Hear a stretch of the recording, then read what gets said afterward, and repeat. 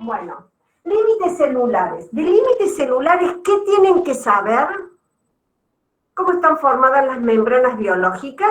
Una bica, fosfolipio con proteínas, transmembranas, oligosacáridos, todo el verso ese, toda la descripción de las membranas biológicas, y tienen que saber hacer el modelo de mosaico fluido. Ustedes no solamente ya se están preparando para el primer parcial, sino que se tienen que preparar mentalmente para el segundo parcial, que es oral. Entonces, suelen preguntar, ¿y tengo que dibujar la membrana? Y sí, puede ser que te hagan dibujar la membrana con sus referencias o te den una membrana con números para que vos pongas las referencias. El año pasado no lo ha tomado, pero otros años sí. Entonces tienen que saber. Límites celulares, membranas biológicas, tienen que saber que esas membranas están en todos los orgánulos membranosos. Si te preguntan, ¿cómo es la membrana de un lisosoma? Una bica, fosfolípidos con proteínas y oligosacáridos y colesterol, y toda la misma descripción. ¿Y cómo es la membrana de la mitocondria? Lo mismo. ¿Y cómo es la membrana de una procariota? Lo mismo.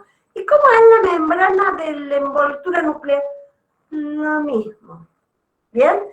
Todas las membranas biológicas responden al mismo modelo de mosaico fluido.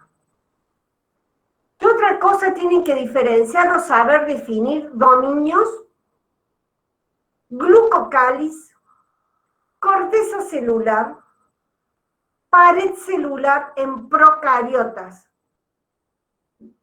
Que acuérdense que la pared celular en procariotas es sin celulosa, está por fuera, o por fuera de la membrana plasmática, y según el tipo de pared celular están las gram positivas y las gram negativas, todo eso.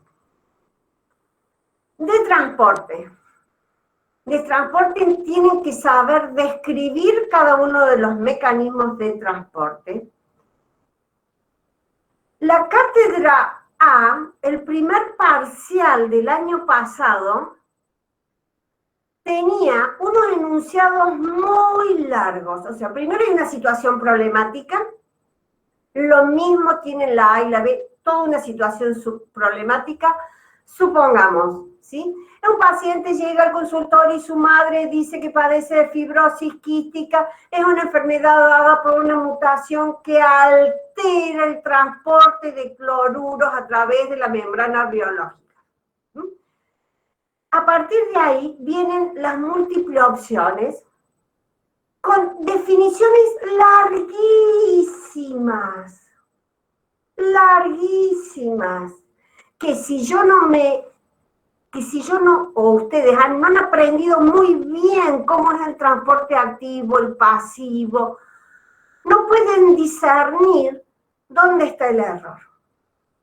Por eso es muy importante aprenderse las definiciones en forma razonada para que al ver el enunciado que ustedes tienen que leer, vayan razonando lo que leen y poder descubrir el error.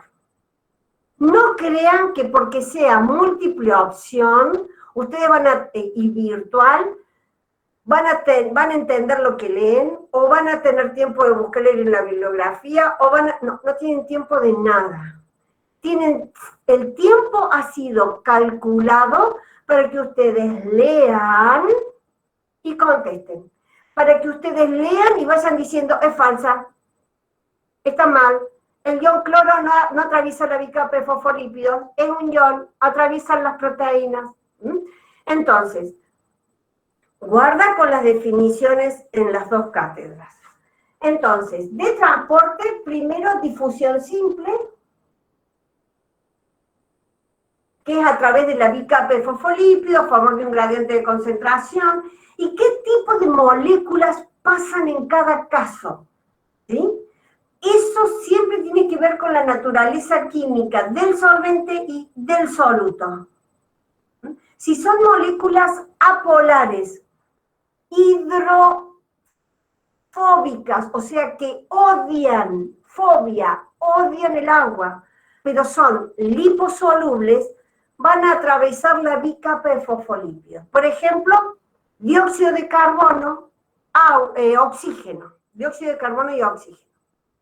Si son moléculas polares, grandes, como glucosa, aminoácidos, o están ionizadas, cloro, cloruro, fluoruro, sodio, potasio, no pueden atravesar la bicapa de fosfolípidos porque son hidrofílicas, aman el agua, rechazan los lípidos. Entonces van a necesitar de proteínas transportadoras para poder pasar a través de la membrana. Estas cosas, estas sustancias pueden ingresar a la membrana o salir de la membrana. Eso no me interesa, lo que me interesa es si van a favor o en contra de un gradiente de concentración. Difusión simple y después tenemos la difusión facilitada por proteína canal o canal iónico. Es una proteína que tiene en su interior un canal hidrofílico por donde pasan las sustancias. No es selectiva. ¿Querés pasar? Pasa. ¿Vos también querés pasar? Pasa. Simplemente deja pasar sustancias. Siempre es a favor del gradiente de concentración. Y después está la difusión facilitada, creo que José, facilitada por proteína carrier. La proteína carrier es específica. Va a agarrar a la sustancia de forma específica y lo va a pasar al otro lado de la célula. No deja pasar cualquier cosa. Reconoce una sustancia específica. Por ejemplo, la glucosa, la agarra la glucosa y la pasa al otro lado de la célula. Siempre son pasivos porque son a favor del gradiente de concentración sin gasto de ATP. Luego tenemos el transporte activo, que es en contra de un gradiente de concentración, siempre se gasta ATP, siempre participan proteínas transmembranosas y son, se les llaman bombas. La más común es la bomba de sodio-potasio, pero no es la única. Si a ustedes les dicen, porque bombea cloruros al exterior de la célula, bombea, chao, transporte activo. No lo pienses, es transporte activo, porque cuando bombeas se refieren a bombas, donde se gasta ATP. Y luego tenemos como algo particular la ósmosis. La ósmosis que se aplica solamente al agua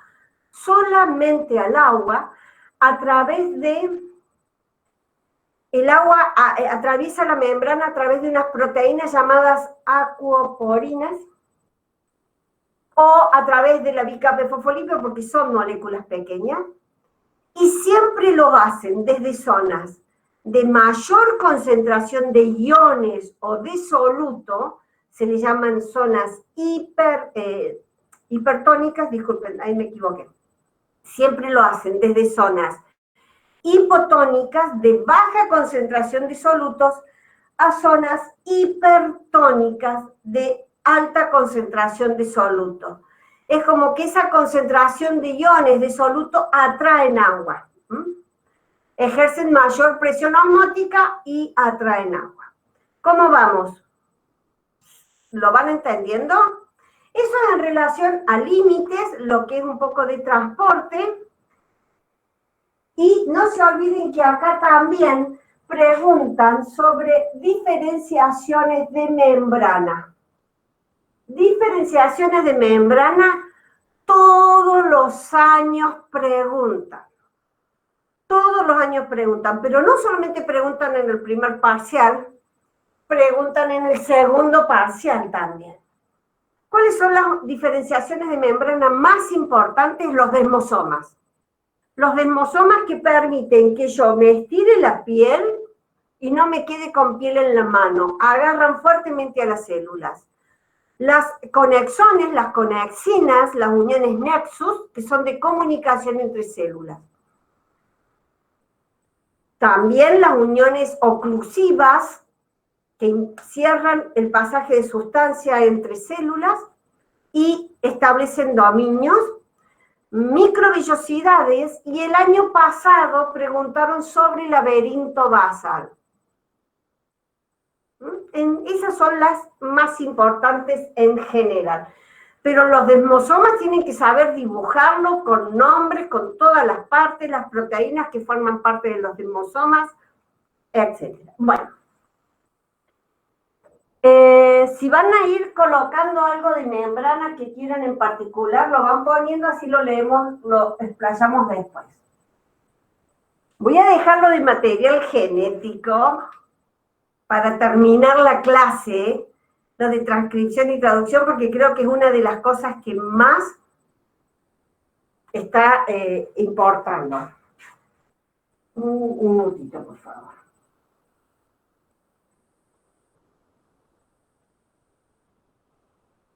Bien, no era mensaje de ustedes. Vamos a metabolismo general y cómo relacionarlo con todo. Bien. Cuando ustedes incorporan alimentos, ojo con los de la cátedra B, no creen que esto no lo van a estudiar, lo van a estudiar. Ustedes rinden parcial el sábado y al lunes siguiente ya están viendo energética. Ahí, no más. Vean. Nosotros incorporamos alimentos. Esos alimentos son ricos en energía, tienen una determinada cantidad de energía y alimentos más energéticos que otros. La primera etapa del metabolismo es la digestión celular. O sea, todo lo que pasa a nivel de estómago e intestino para degradar esos nutrientes hasta los monómeros. Si yo tomo almidón, lo voy a degradar hasta glucosa. Si incorporo proteínas, porque me he comido un asado, cosa que ya casi ni se come, pero digamos que si incorporo proteínas, las tengo que degradar hasta aminoácidos. Si incorporo lípidos, los tengo que degradar hasta ácidos grasos. Entonces, la etapa 1 del metabolismo es toda esta degradación. Esos monómeros pasan a la sangre y de la sangre van hacia cada una de las células de nuestro organismo, todas, cada una de las células de nuestro organismo, nuestra piel, nuestro neurón, nuestra punta, el dedo gordo, van esos nutrientes e ingresan a la célula. ¿Cómo ingresan a la célula? Por los diferentes mecanismos de transporte que recién hablamos. Y dentro de la célula, de alguna forma u otra, van a ser o degradados para obtener energía, ¿verdad? O van a ser utilizados para sintetizar nuevas sustancias. Si son degradados para obtener energía, siguen vías catabólicas de degradación, donde las sustancias se degradan para obtener ATP. En las clases normalmente hablo un poco más lento, lo que pasa es que ahora quiero aprovechar mucho el tiempo, ¿sí? En cambio, si esas sustancias van a ser utilizadas para la síntesis de sustancias más compuestas, más complejas, por ejemplo, los aminoácidos los utilizo para sintetizar proteínas dentro de la célula, van a seguir una vía anabólica. Vías catabólicas, vías anabólicas. La síntesis de proteínas es una vía anabólica. En las vías anabólicas se consume energía. En las vías catabólicas se forma o libera energía. Y esta energía va a ser utilizada por las anabólicas. Por eso necesito energía. No solo para hacer un transporte activo, para hacer una contracción muscular o una sinapsis, sino para sintetizar proteínas, para sintetizar ADN, voy a requerir de energía. ¿Cuáles son los procesos generales de obtención de energía? La respiración celular. Aeróbica si es con oxígeno, anaeróbica si es sin oxígeno, que va a ser el caso de la fermentación láctica. En general no les piden con detalles estos procesos, no se tienen que aprender las fórmulas, no, todo esto es en general, porque ustedes en el segundo cuatrimestre tienen una materia que se llama química biológica, donde ven todo esto en detalle. Ven la glucólisis, los 10 pasos con las fórmulas, con las enzimas, con los lugares. El ciclo de Krebs con todas las enzimas, las sustratos, todo. Lo que ahora tienen que saber es cómo se van articulando los procesos. En la respiración celular aeróbica se parte de la glucosa, que tiene 6 carbonos, y se degrada hasta piruvato. El piruvato tiene 3 carbonos, o sea que la glucosa, 1, 2, 3, 4, 5, 6, se rompió por la mitad y obtuve 2 piruvatos.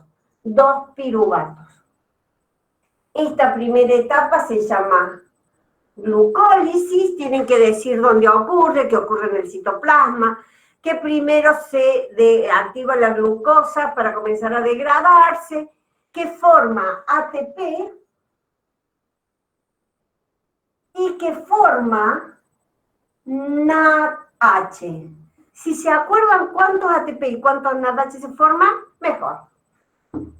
El ácido pirúvico se forman 2 ATP de ganancia y 2 NADH. El ácido pirúvico se degrada hasta acetil-CoA.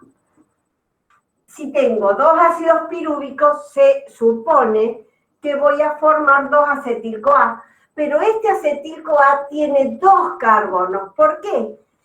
Porque se rompió otro enlace carbono-carbono y ese carbono se fue como dióxido de carbono. En la célula, la sangre, los pulmones y lo saqué al exterior al dióxido de carbono. Y también se forma NADH. El acetil-CoA va a ingresar al ciclo de Krebs para degradarse totalmente, o sea que, si digo totalmente, se van a perder todos los carbonos como dióxido de carbono. ¿Cuántas vueltas de ciclo de Krebs? 2. Primero ingresa un acetil-CoA, luego ingresa el otro acetil-CoA, o sea que en total libero 4 dióxidos de carbono. 4 más 2, 6, los 6 carbonos que tenía la glucosa. Por eso se dice que en el ciclo de Krebs la glucosa se degrada totalmente. No solo la glucosa. En el cuatrimestre que viene van a ver que los ácidos grasos, el glicerol, los aminoácidos, todo va a terminar al ciclo de Krebs para su degradación total. Acuérdense que son 2 vueltas porque la glucosa tenía 6 carbonos. Si yo tengo el ácido esteárico, esta es pregunta también de las dos. Si yo tengo, ¿se me ve? Sí. El ácido esteárico, que tiene 18 carbonos, no tiene 6, tiene 18 carbonos, obviamente que va a haber más vueltas del ciclo de Krebs para ir liberando esos carbonos. Por lo tanto, entre la glucosa y el ácido esteárico me va a dar mayor rendimiento energético, más cantidad de ATP que la glucosa. ¿Por qué? Porque el ácido esteárico tiene más enlaces carbono-carbono. Espero que les vaya ayudando esto a entender algunos procesos. Bien. Acá se va a formar ATP y también se va a formar NADH y FADH. Carbono-carbono, enlaces carbono-carbono no quedan más. No quedan más. Estos ATP que se han formado acá se llaman, o se dicen que son ATP que se formaron por fosforilación a nivel de sustrato. Ahí cito nomás, se degrada la sustancia, libera energía y se forma ATP. Fosforilación a nivel de sustrato. ¿Qué es lo que quedan dando vuelta? Los NADH y los FADH. Estos compuestos son químicamente nucleótidos. Tienen adenina, como el ADN, el ARN. Por eso son nucleótidos, como el ATP. Que lo que hacen es transportar protones y electrones desde estas reacciones químicas hacia la cadena respiratoria que está en las mitocondrias. Recordemos que la respiración celular es un proceso oxidativo. Las sustancias se oxidan de química, tienen que saber que la oxidación es pérdida de electrones. Y en este caso es pérdida de protones y electrones. Entonces, todos estos NADH van a la cadena respiratoria, los protones se acumulan en el espacio intermembranoso, los electrones viajan por los citocromos hasta el oxígeno. Función del oxígeno, aceptor final de electrones. ¿Bien? Y ahí tienen que explicar la cadena respiratoria y en base a cuántos NAD y FAT se forman, hacer el balance energético. Bueno, vamos a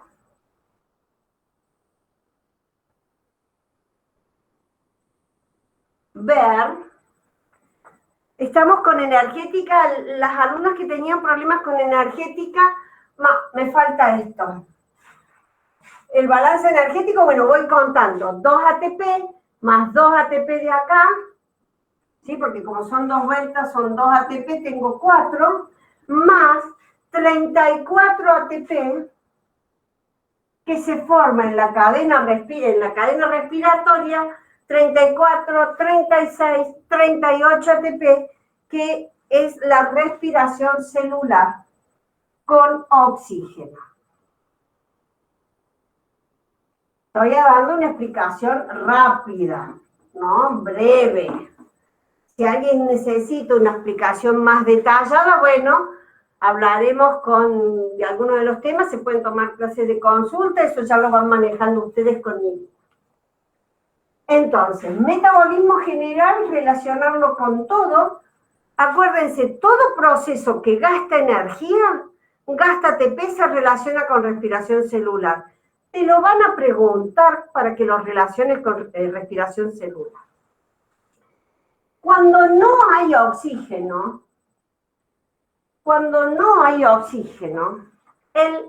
se produce la respiración celular anaeróbica, sin oxígeno. El piruvato no va a ingresar a las mitocondrias, sino que el piruvato se va a transformar en ácido láctico. Estos NADH que se formaron en la glucólisis vienen acá y dejan los protones y electrones que los capta el piruvato, que se transforma en lactato. Ay, ¿cómo me puedo acordar eso, profesora? Bien, si yo tengo la fórmula del piruvato, CH3, oxígeno, COOH, esto lo saben ya de química algunos alumnos, y te hago la fórmula del ácido láctico, CH3, CHOH, COOH, observa. Acá vinieron los protones y electrones del NAD. De este NAD, H capta los protones y electrones. Por eso acá el aceptor final de protones y electrones, o el aceptor final de electrones, no es el oxígeno, sino que es el piruvato que se transforma en ácido láctico. ¿Cuál es el rendimiento energético? Estos 2 ATP. No se puede seguir degradando, solo se forman esos 2 ATP. ¿Quiénes hacen respiración celular anaeróbica? Ahí estoy leyendo algunos mensajes. Bueno, ¿quién hace respiración celular anaeróbica? Las células musculares con escaso aporte de oxígeno, o sea, cuando estoy con una actividad muscular intensa, no es mi caso, aclaro, ¿bien? Pero cuando hay una actividad muscular intensa que no se produce un buen estiramiento muscular y todo lo demás, no hay una buena oxigenación, el músculo genera ácido láctico. Cuando ese ácido láctico se acumula, genera los calambres, como un estado de ardor, de picazón, y hay que removerlo de ahí. ¿Quién más hace respiración anaeróbica? Los macrófagos en zonas necrotizadas o infectadas. Yo tengo una periodontitis muy avanzada, los macrófagos que van a fagocitar bacterias no tienen oxígeno. Entonces hacen respiración celular anaeróbica. Pero lo que es más importante, pero requete importante y no se pueden olvidar, es que el ácido láctico es el responsable de las caries dentales. ¿Y quiénes generan ácido láctico? Las bacterias de la profundidad de la placa bacteriana. El Streptococcus mutans es el principal agente o responsable cariogénico que forma la placa bacteriana, porque el Streptococcus mutans hace los dos tipos de respiración, con oxígeno cuando está en la superficie, sin oxígeno cuando está en la profundidad de la placa bacteriana. Y la glucosa que ingresa con los alimentos, con los dulces, con los azúcares, es degradada por las bacterias para generar ácido láctico. El ácido láctico se acumula y desarrolla las caries dentales. ¿Bien? Bueno, dejamos energética y vamos a explicar el tips más importante de la transcripción y traducción. A todos les cuesta lo mismo, ¿sí? Ustedes saben que el ADN puede duplicarse para originar moléculas de ADN idénticas y entregarle a las células hijas, o puede expresarse en proteínas a través de los procesos de transcripción y traducción. Son cosas separadas. Una es la duplicación del ADN, ocurre solo si la célula se va a dividir. Otra es la transcripción y traducción. La transcripción origina los ARN mensajeros, principalmente. También se origina el ARN de transferencia y el ARN ribosomal, pero el ARN mensajero. Ese ARN mensajero también se le llama transcripto primario, y que va a madurar en un ARN mensajero que sale del núcleo, pasa al citoplasma y permite la síntesis de proteínas. ¿Por qué es muy importante esto? Porque una de las múltiples opciones que hubo de biología A puso 5 múltiples opciones y después a desarrollar, pero había que amacarse para esas múltiples opciones, ¿eh? Llevaban tiempo porque no solamente había que elegir la verdadera, sino que había que justificar por qué. Y una de las opciones era, estábamos con la fibrosis quística, el chiquito de la fibrosis quística, la proteína de membrana transporta cloruro. Para la expresión de esas proteínas, los genes se encuentran en la eucromatina y los procesos que tiene que sucederse son duplicación del ADN, formación del transcripto primario, maduración del ARN mensajero, síntesis de proteína. No tiene que haber duplicación. Pero estaba esto del transcripto primario y a muchos les confundía. El transcripto primario es cuando el ARN mensajero no está maduro, sino simplemente se ha transcripto recién. Bien. Vamos a suponer que me dicen 5' A, T, G, C, C, C, A, T, C, G. 1, 2, 3, A, T, 3'. Si yo veo 5', 3' y veo la T, significa que es ADN. Y me piden que haga el ARN mensajero.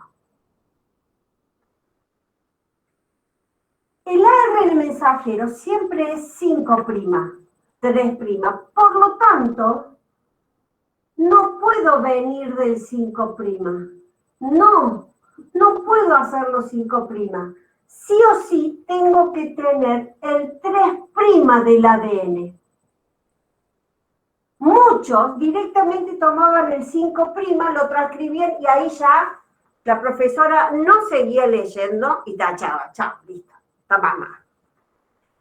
Entonces, hago el ADN complementario 3', 5', adenina, timina, timina, adenina, citosina, guanina, guanina, guanina, timina, adenina, guanina, citosina, timina, adenina.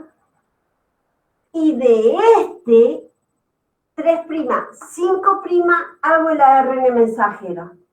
Timina, adenina. Adenina se le opone uracilo porque el ARN no tiene timina.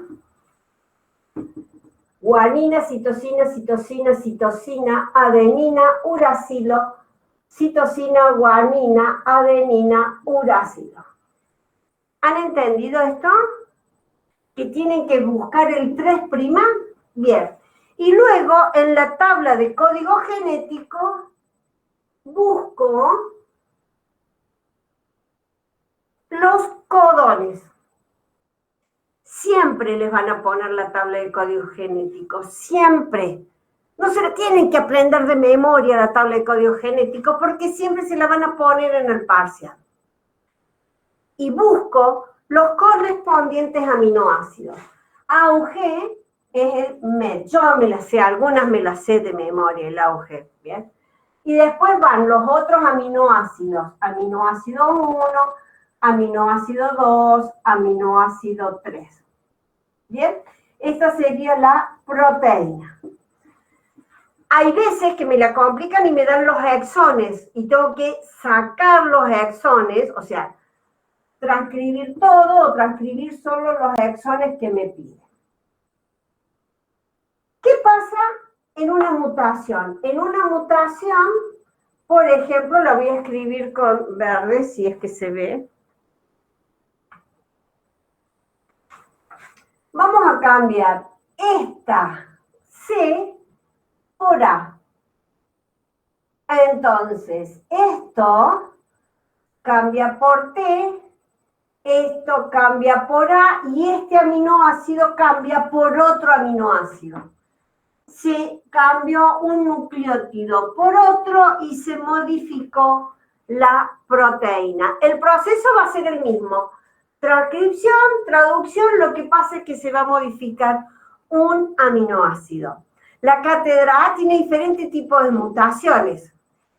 No-sense, missense, con sentido erróneo, que genera una proteína trunca, ¿bien? O que se incorpora directamente un triplete, por lo tanto la proteína va a tener un aminoácido más.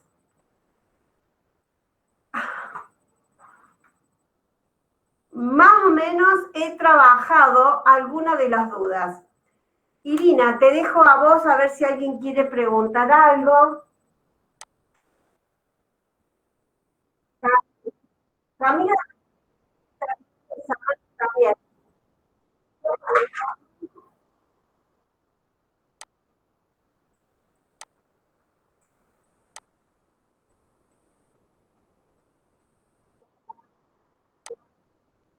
Tengo una duda. Sí.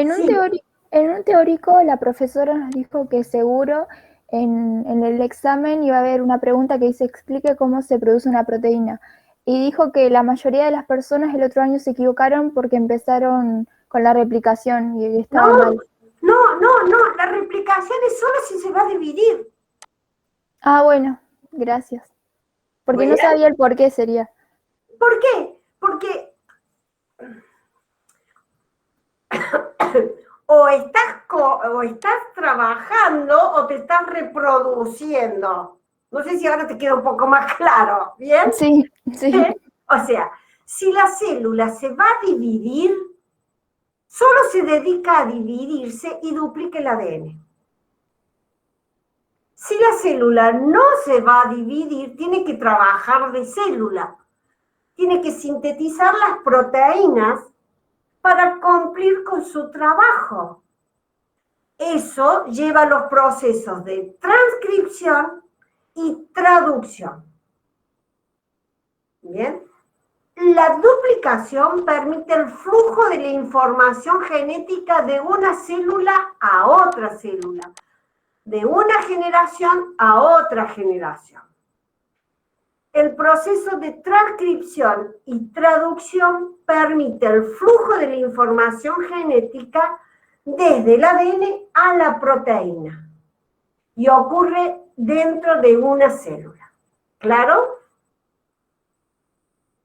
Sí, ahora me quedo. Gracias. ¿No? Siempre le van a preguntar por qué. Siempre le van a decir justifica su pregunta, su respuesta.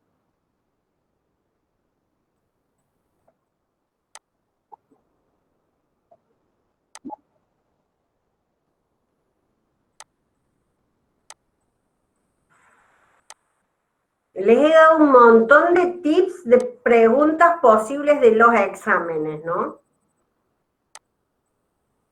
Profe, Sí. yo no entendí bien por qué hay que buscar la cadena 3 a 5. ¿Por qué? Porque todos los procesos de duplicación, de transcripción, de traducción ocurren en sentido 5', 3'. Siempre. La duplicación 5', 3'. Por eso en la cadena complementaria tenés los segmentos de Okazaki. La transcripción también es 5', 3' del nuevo ARN, pero se sigue con el sistema antiparalelos de complementación de bases. Por eso es que no puedo hacer 5', 5'. No puede estar el sentido 5' del ADN y 5' del ARN mensajero. La transcripción ocurre 5' del ARN mensajero. Por eso la complementariedad de bases nitrogenadas tengo que tener en cuenta la cadena 3' del ADN. Siempre. Entonces, vos fíjate, cuando te den el ejemplo en el parcial, si el ejemplo dice 5' o si el ejemplo dice 3'. Si el ejemplo dice 3', o sea que esto no te lo ponen, sino que te ponen 3', ahí ya está, listo, tomás desde ese 3'. Porque hubo los dos ejemplos, en un modelo de parcial le pusieron 3', en el otro modelo de parcial le hicieron la 5'.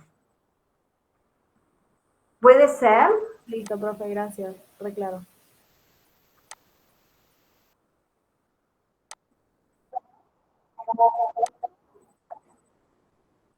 Cualquier cosa que ustedes...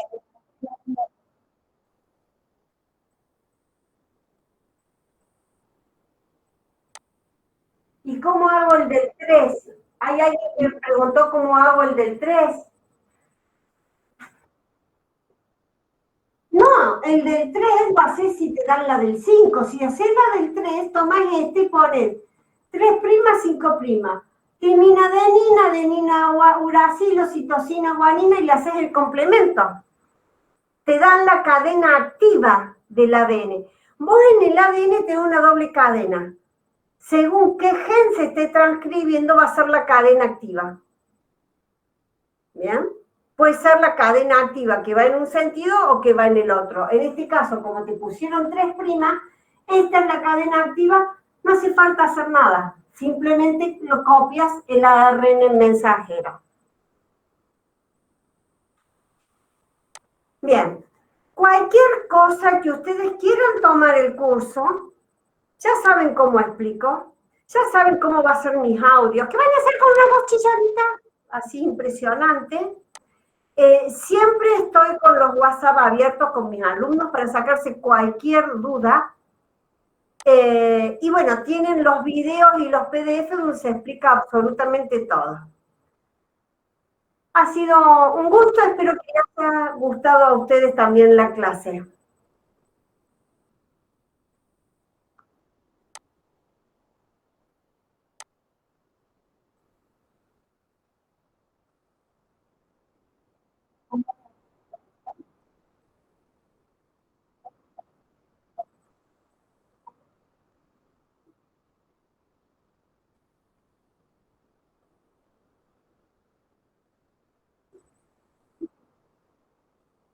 Chao chicos, chao, chao.